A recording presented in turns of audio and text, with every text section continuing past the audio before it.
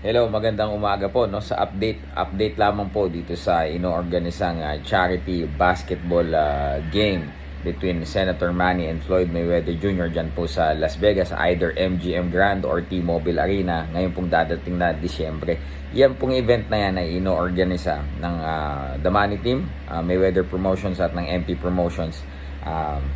Yung mga detalye hindi pa po nila nilalabas. Actually may mga naglabas lang na article, kaya kumbaga okay lang na lang din kila Sir Sean na ipalabas na din yung information. So ito nga po mga kaibigan, si Senator Manny Pacquiao, he is eyeing ito pong si Allen Iverson na kanyang kunin sa kanya pong side sa team niya, ano, wherein kumbaga ito ay pre-selected NBA, ex-NBA players ito pong mga kukunin nila.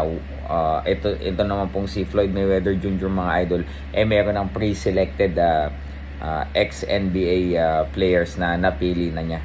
So yan nga po mga kaibigan, all proceeds po ng kikitain na yan, hindi po yan mapupunta sa kung saan yung iniisip ng iba na baka gamitin sa hindi po.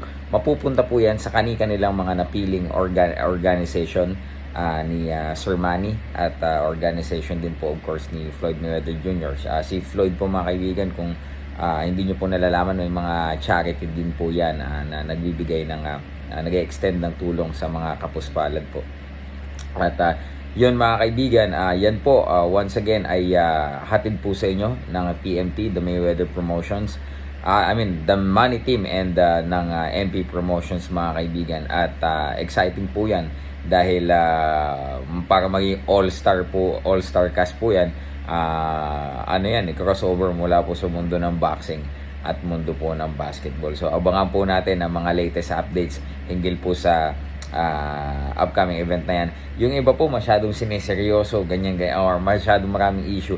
Just have fun. Ito pong event na ito mga kaibigan was created and proposed for us to have an entertainment, lalo na po sa panahon ngayon mga kaibigan na syempre pandemic, di ba, yung marami na kumbaga gusto nila makita ng mga talagang mga entertaining na mga palabas, ano ho. So isa po ito yun. So wag po natin masyadong dibdibin na kesyo ganyan. Enjoy na lang po natin ang magiging event po na ito.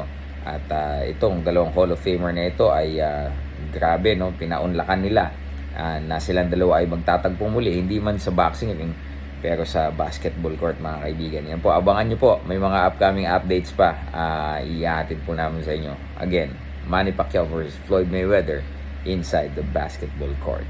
Peace out.